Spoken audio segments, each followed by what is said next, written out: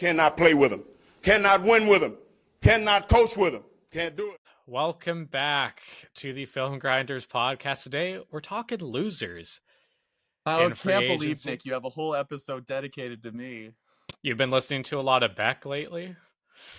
A lot of Radiohead. Thank you. We're talking about losers, Dave, not creeps. But, yeah. I guess you could put two and two together. But we're talking about NFL losers in free agencies. So many ways to be a loser in free agency. You can sign quarterbacks with questionable off-field ethics to big deals. And you can... Spoiler alert. You can overpay for players. You can have a lack of direction. So many things in this top 5 list that we're going to go over with you guys. But... Dave, with this free agency class, I feel like this was a class where it's really hard to be a loser. You know, like there's not that many stars that you're overreaching for and stuff like that. I feel like it was pretty easy for teams just to kind of make logical decisions, but we didn't see that a lot of the time. No, I think the only way that you could really lose this class is by having a bad team and not re-signing the talent you do have, or being a mid-team and letting all your stars and quality players leave and not doing anything to replace them, which I think you're going to see on this list. And that's the only way you can really lose. And 5 teams are definite losers in this year's free agency class. Yeah, I'm a big believer of you're contending or you're pretending, right? If you're stuck in middle ground, your team is not good enough to actually do something in the playoffs and go on a run, and you're not a true contender, and you're not losing enough to get high picks and really make your team better, like you need to tear it down and rebuild, right? I think we're going to see a couple teams in here that are really stuck there, and they just refuse to tear it down. So we'll get into it. Dave, number 5. Number 5, and we've kind of, the team that kind of fits everything we just said, is the San Francisco 49ers. Now, this is a team that may just be tearing it down completely, but they lost a lot of talent on their team, right? Their wide receiver room is evaporating. And yes, you can talk about Deebo Samuel, who left for who was traded to the Commanders, being aged and on the decline. But even guys like Brandon Ayuk have been on the trade block for the past 2 years and won out. And then who's next on the block for you? Ricky Pearsall shows a lot of toughness, but haven't seen anything out of him yet. This team is just bleeding talent, and it might be the year that they just rip the Band-Aid off, stop picking in 15, 12, 11 or 12, I think, is their pick this year, and just completely rebuild. I think Shanahan's earned his staying power to stay for a rebuild. But you look at the 49ers right now, their wide receiver room is evaporating, like I just said. There's a lot of O-line trepidation. I look at that O-line, and I'm just not confident that a guy like Brock Purdy can elevate his O-line, like, say, a Tom Brady or even a Russell Wilson in his prime could do. He's just not that guy. Their defense is completely devoid of talent. They lost guys like Drake Greenlaw, Javon Hargrave, Shavarius Ward, Hufanga. But it's a defense just devoid of talent outside of Bosa and Warner.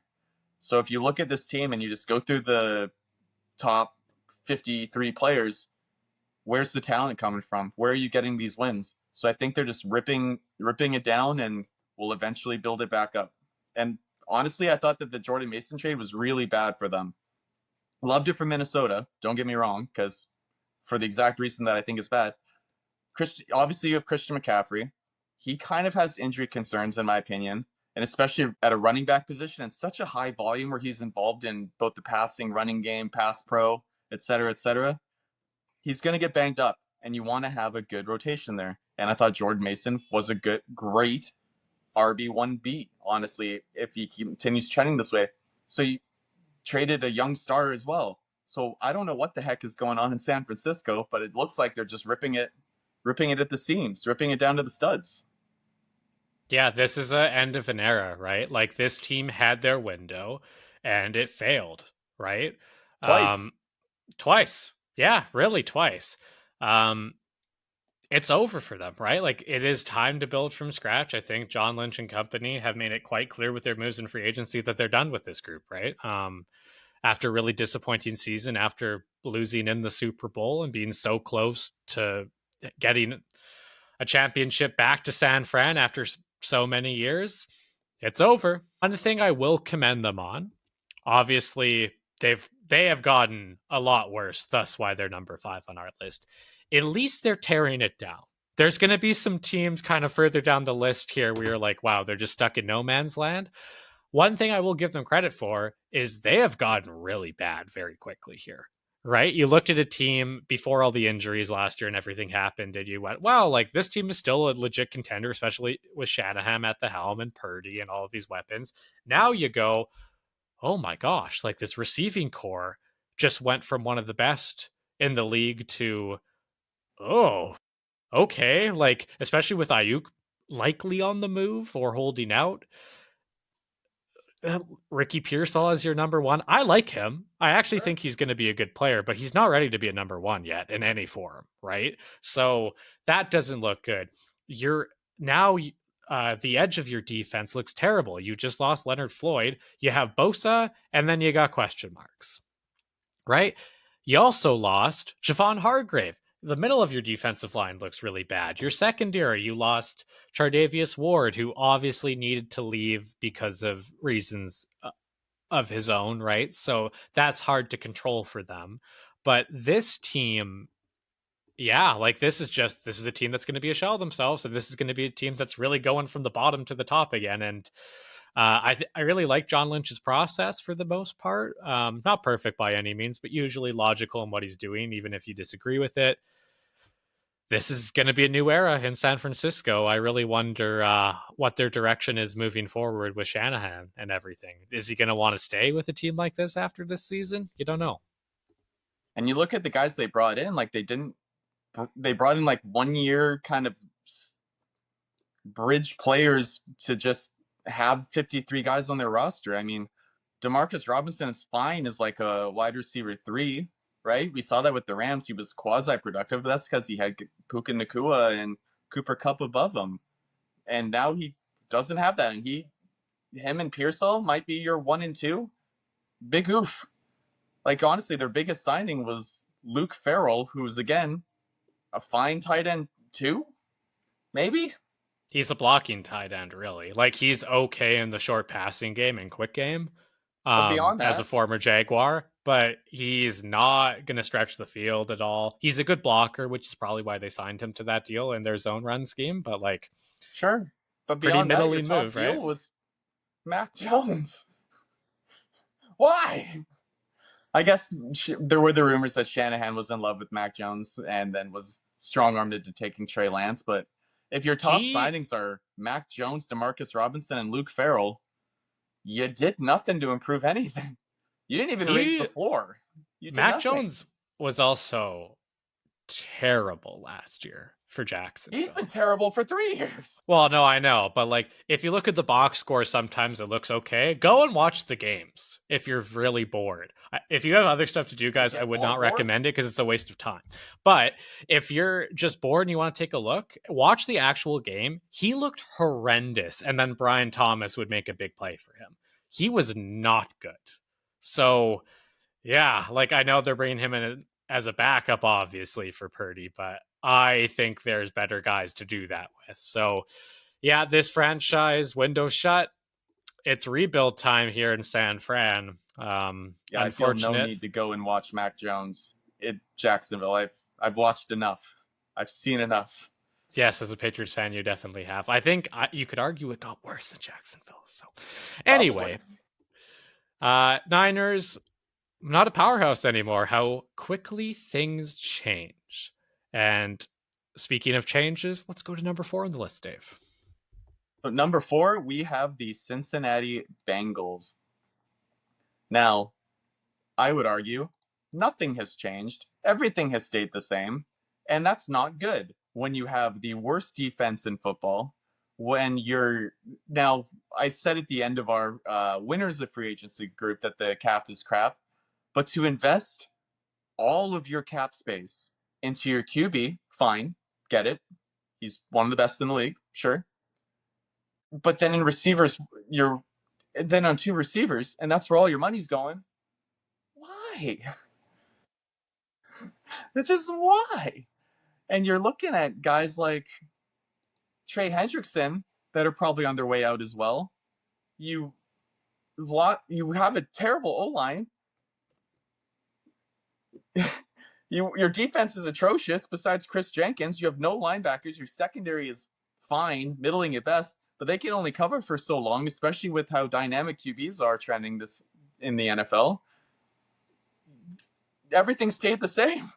You can't be happy or look at it with any sort of confidence if you're a Bengals fan. This is like a 12-year-old building a Madden team, right? There's just, oh, I don't really care about defense. I just want to get the ball back, right? No attention to the offensive line, which is not good. It's like, oh, I have 2 unreal targets and one of the best quarterbacks in the league. I'm good. Well, actually, no, because he's not going to have a lot of time to throw the ball. His receivers aren't going to be able to get downfield and threaten vertically because he's not going to have any time. And to win games, you're going to have to put up like 38 plus points a game with how bad this defense is going to look, especially if you lose Trey Hendrickson. I know there's been some rumblings about him actually wanting to return now, but anyway, if you just have Trey Hendrickson, that's still not enough. You need more, right? I don't like the process here. This reminds me a lot of like what Green Bay did with Aaron Rodgers back in the day, right? Like there's no attention to the defense. They brought in Julius Peppers, but that was really all they did, right? I just don't like it. You can't win games in the NFL like this. We saw it last year. Joe Burrow had probably a top 30 quarterback season in the past 20 years in the NFL. And they didn't make the playoffs. They didn't make the playoffs. I just hope we can win a game, right? So you can't even say the word playoffs, can you, without going in that voice cracky? No. But they're not going to make the playoffs until they can figure out their defense. And they've done nothing for that. They got nothing going on. How are you going to get back to the Super Bowl with this? Like, you can't. I think Zach Taylor is going to be not only a bad president, but he's going to be a bad coach and be out of a job in a few years, if not next year. They are picking 17th. So in the intro, we talked about teams that are middling, are not true contenders, because this isn't a complete roster, right? This is, you got 3 superstars, and you got nothing else, right? So this is a team that is going to pick in the middle round. They're not going to get those true game changers and be able to rebuild their roster unless they have like a 2017 New Orleans Saints draft where they picked 5 defensive starters out of 7 picks, right? And that is so rare and probably won't ever happen again. So unless you do that, you're screwed. You're just not, you're always going to be behind the 8 ball, and you're going to waste 2 generational talents and amazing X receivers' careers. Like, and you're playing in a division where defense is kind of the name of the game. Like, putting the Browns aside, Baltimore's known for their defense. Pittsburgh's always had a strong defense. That's 4 games right there. If you can't at least split those, which I don't see them really doing unless they can steal one away from Pittsburgh, 1-3 is not great in playing the top of your division. Well, think about, like, if the Browns go and draft Abdul Carter now you have Myles Garrett and Abdul Carter rushing the passer against this offensive line. Like, Joe Burrow isn't going to have any time to throw the ball. It's just not going to happen. It's right? Like that meme that floated around in the Jamar Chase, Penei Sewell draft, where Joe Burrow, Penei Sewell blocking, anybody, they can catch the ball. Joe Burrow to Jamar Chase, anybody protecting him, he's on his back. Exactly. Yeah, like, it's just, you have those 2 locked up now. You gotta solidify the offensive line. I love T. Higgins. He's a really good player. He's my type of X receiver. He's had big injury concerns. He's been hurt quite a bit. And you have so many pressing needs in other places. Like, guys, just awful process. Just awful. What are the odds that Joe Burrow pulls an Andrew Luck? He has had a couple of major injuries too, hasn't he? Mm-hmm. Well, I don't think Cincinnati fans want to hear that. But yeah, honestly, like, that could happen. We don't know, right? But man, get the snot kicked out of you long enough, eventually you just get tired of it. Yeah, it's wild. Anyway, things not looking good in Cincinnati, Ohio. Things haven't looked worse since Urban Meyer stayed back with after a tough loss in Cincinnati. Anyway, moving on. Number 3, Dave. Sticking with the AFC North, we're going to go with the Pittsburgh Steelers. So with Pittsburgh, who's their QB? Mason Rudolph. Mason Rudolph, again, because they just couldn't get enough of that. So that's already a big L, right? Like, you had Justin Fields and Russell Wilson in your room last year. You didn't think, even if you weren't super happy with either of them, to lose both of them, and then you have to go out and sign Mason Rudolph, and that's your idea? That's your signing? Maybe you get Aaron Rodgers, that's your signing? That's what you're putting your hat on? Super. They also don't have a left tackle at all. And yes, Dan Moore was the worst left tackle, and we'll get to his signing later. Spoiler alert. But you still don't have anybody there. You drafted the tackle out of Washington, Fautanu, who's a right tackle. Right now, you're going to move Broderick Jones back to left tackle. He hasn't shown much. He's been super inconsistent. He's not great either. So your tackles are dubious at best, right? And in the secondary, you signed Darius Slay. Well, it was 1 year, $10 million. That's not. But, like, is this your answer to go back to the playoffs and not be the middling team like we talked about? They're always picking around the same spot, probably around the 20s or late teens. It doesn't elevate you at all. It's not going to take you back to the playoffs. You lose Najee Harris, who was probably the only thing you had on offense consistently. George Pickens would have his 200-yard games and then disappear for 3 games at a time. Now, Warren is your RB1. Just, you have nothing on offense. You have DK Metcalf and you have Pickens. Super. Who's throwing them the ball? Who's protecting the guy? Throwing them the ball. You got nothing. People really like to go after Mike Tomlin and talk about how, yeah, like, he does just enough for them to make the playoffs or whatever, finish above 500, then he doesn't do anything. Like, 9-7 every year. I would like people to look at the roster he's had since, like, the heyday of, like, I don't know, like 2016 to 18, when they still had AB and everything. It has not been good, and this guy still manages to take the team to that. Is he perfect? No, for sure. No coach is, but, like, I think we really need to talk about how good of a coach Tomlin is to actually get a roster like this into this position in the first place. This team, since that kind of influx of stars left, has been terrible, and they still managed to win games somehow. But is this finally the year they don't finish above 500? Like, this team just looks awful right now. You're relying on Mason Rudolph to be your QB1? You are sitting at pick number 21 right now. There's not going to be a quarterback ready to start available unless Shedeur Sanders has a colossal slide, which we don't really envision happening.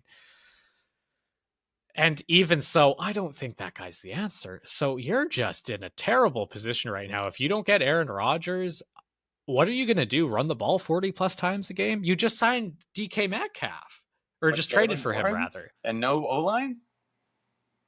Well, I mean, I don't know what you're going to do. That's the question, right? Like, you're going to punt the ball 12 times a game and play an amazing defense? Hope Frymouth can conjure 2022 Johnny Smith, 2021 Johnny Smith. I just don't see it. No, this front office does not set up Mike Tomlin for any sort of success. No, they really don't. Like, at all. I feel pretty terrible for him, honestly. Like, this guy just coaches his ass off every single season, and this is what he gets rewarded with? Really? He'll figure it out. No, give him talent, give him pieces, give him something, anything. God. And it's just the kind of lack of direction here, because they're not tearing it down, right? Like, they're still trying to kind of be competitive a little bit. And just, if you're in this spot, tear it down. Move everyone out. Why are you trading for DK Metcalf? You're not a contender right now. Now, I will say the price tag for Metcalf was not that much, right? Like, you didn't give up a lot of draft capital, but then you go and sign him to a 5-year, $150 million contract when you don't have a true quarterback one on your roster. Just process doesn't make sense to me in any capacity. No. None of their signings are really. We talk about either raising the floor and or raising the ceiling. I don't think any of these signings do that. Like Metcalf, you could say might raise the ceiling, but again, beat the dead horse. Who's throwing him the ball? Nobody. Kenneth Gainwell, Daniel Aquale, Malik Harrison. None of these guys are really putting you over the edge or making you competitive. Things need to change there for sure. We'll see if that actually finally happens, but we'll stop beating the dead horse. All right, on to number 2, Dave, on our loser list. All right, AFC North, you get a little bit of a break. We're moving on to the Tennessee Titans. So they have a very similar problem, which is funny because Callahan is Zach Taylor off of his tree. They have very similar problems, except for they don't have the QB and they don't have star wide receivers. So they really just don't.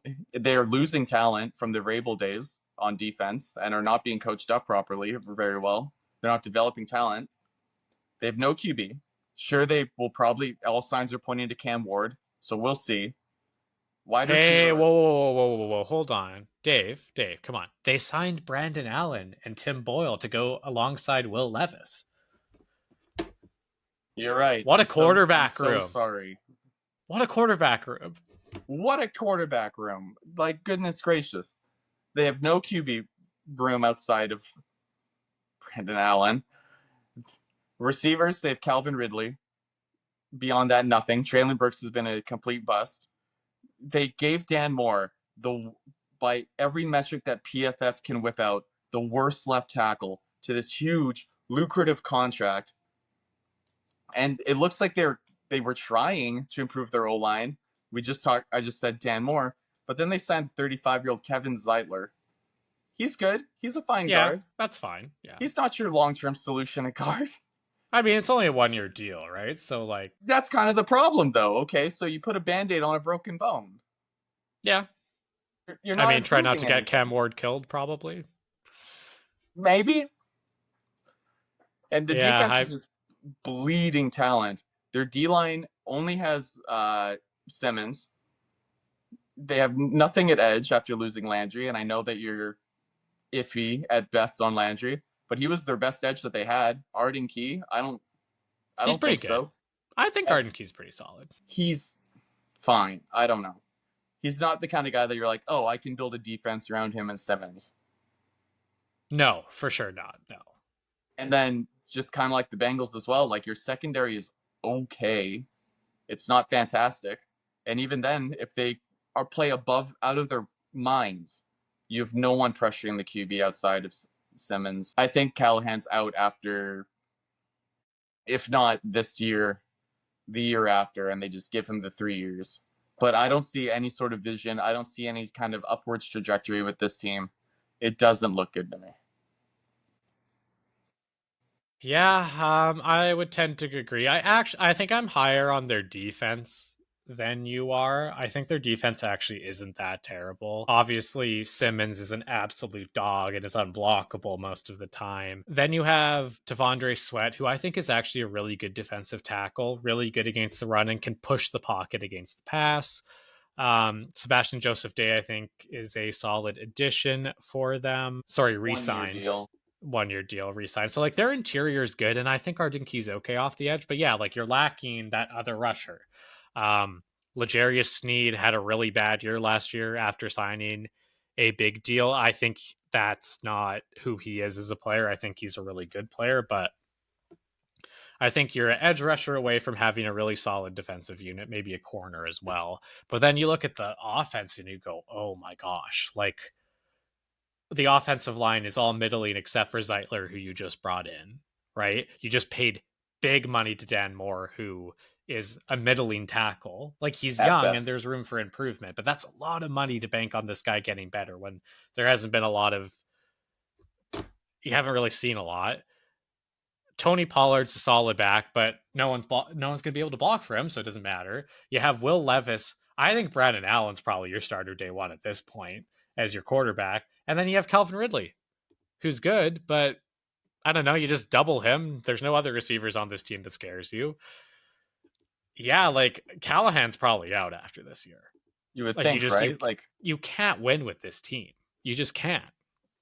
everyone is just, even the guys they brought in on defense, they're just so middling. Like, where are we going? We're not going up. You're already at the bottom. Literally, you're at the bottom. Yep. Well, Marvin Gaye said, "Where are we going? What's the future showing?" I think the future showing years of ineptitude in Tennessee, personally. Doesn't look so good for them. Not like in the process or the construction here. This is a team that's going to have to tear it down once again and try again. We'll move on to number one on the list, Dave. Our biggest loser. We're heading back to the AFC North. Oh, boy. Sorry, guys. I got to keep picking on you. The days of the AFC North being this like big powerhouse division are long over. And we're going to go with the Cleveland Browns. So this is a team that is obviously bad, and they have been bad for the past 30 years. And Hey, Baker got them a playoff win. Come on. But then what happened after that? but then what happened? Mm. And hey, I'm as big of a Baker Mayfield fan as anybody. But then you let him go. You signed an unfortunate player to a unfortunate contract and kind of tied your life with him, and it hasn't worked out.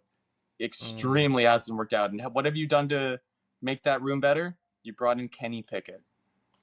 It's just not it. You haven't brought in anything really. You have no QB. You have no receiver outside of Jerry Jeudy. Your O-line is pedestrian. Yes, you lost Jedrick Wills, who you can say was a middling, injury-ridden left tackle, but now you don't have one at all. Are you going to move DeJuan Jones, a career right tackle, over to left? Like, even in his college days, you're going to move Conklin over to left tackle, again, a career right tackle? I don't like it. Their defense lacks playmakers outside of their three guys at every level with Denzel Ward, JOK, and Myles Garrett. Outside of that, you have nothing. And I think that Stefanski is on the hot seat, just as hot as Brian Dable and the front office there in New York. But hey, I'll give New York credit. They're at least trying. They're doing everything they can to at least try and bring in talent and try to keep their jobs. They brought in two QBs, Russell Wilson and Jameis Winston. Say what you will about them at this point in their careers, but it's at least something. It's a dart throw. Paulson Adebo, not the best cornerback already and has injury concerns, but it's something. It's a player. You're trying to bring in some kind of talent at all. Here, with Cleveland, you've brought in nothing. You brought in Joe Tryon-Shoyinka, who has been a kind of a bust since he entered. Devin Bush isn't the player that we hoped that he was going to be. Tevin Jenkins, he's not a left tackle. He's not a left tackle at all. There's just no vision. There's no urgency. There's no fire to like play for your jobs, coach for your jobs. And Cleveland's just going to be middling until they can get this stuff figured out. Well, yeah, like, this is just a team that's kind of been cursed, right? It looked like they were finally starting to figure things out when they had Dorsey as their GM. He kind of gets abruptly fired after a couple of bad years, but he was actually trying to bring talent in, right? You brought Jarvis Landry and Odell Beckham Jr. before he had injury problems, and now he's just kind of old. But they were trying to get better every year, and they were trying to make the big splash moves. They drafted Myles Garrett. He had all this draft capital. They're trying to get better. And now, just from the second the Baker Mayfield thing happened, this has just been an absolute disaster and on par when they were terrible in the 2000s, right? Like, this is just, it's the same thing. History has repeated itself over and over again. I just feel terrible for Browns fans. Like, they have a good fan base that cares about their team and are hardcores. And they just get given this, and it's such a slap in the face, right? Like, you have Baker Mayfield, who's playing pretty good for you. He has one bad season where he is playing through injury for you and should not be playing. He has an AC joint sprain. How the hell do you play quarterback through that? He like just puts his heart on his sleeve for your team, and you cut him for a guy who is beyond questionable at best, right? What are you doing? The process is awful, and now you're in hell. And for this front office, they deserve it. They really do. I feel terrible for Browns fans, though. That city deserves more. They really do. They deserve They really, anything. really do. Give the dog pound a treat. Like, goodness gracious. I know. Yeah, it's terrible. I feel terrible for their fans. And this front office and ownership group just deserve all the hate that they get because of the moves they've made. It's just all been bad for them. And I here's another thing, right? You like Deshaun Watson gets hurt 2 years ago. Joe Flacco comes in. You have a recipe for success.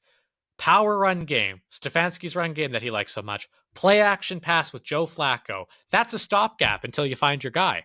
You get rid of Flacco, you totally abandon that approach and go full spread with Deshaun Watson. It doesn't work for you. Why are you stopping something that's working? Why? It's working for you. You finally put up points. You finally won games. You made the playoffs. Joe Flacco throws a couple of... You made the playoffs, and you were a couple of pick sixes away from playing a really tight playoff game. And you just abandon it. I know Joe Flacco is obviously not the answer long-term for you, but at least you were a competitive franchise with the guy.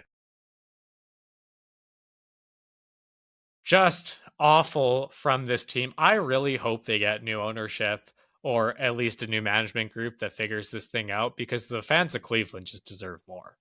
They just really do. It really does to me feel like, and I know this isn't true, like this is such a offside thing for me to say, but it really just feels like the front office and maybe Stefanski, I don't know, has just, all right, well, on to the next job, I guess. I don't know. It just has such that lack of urgency and lack of care that just makes me think that they're done. They're like, okay, the writing's on the wall.